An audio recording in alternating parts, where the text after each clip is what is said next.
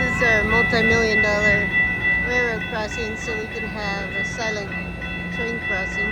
In other words, no train horn. Fine.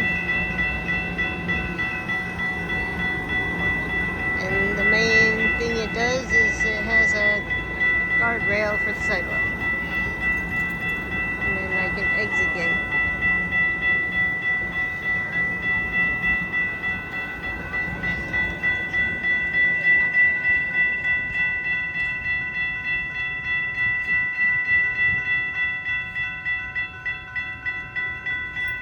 And if you get stuck in the middle, there's people are going through the exit gate. But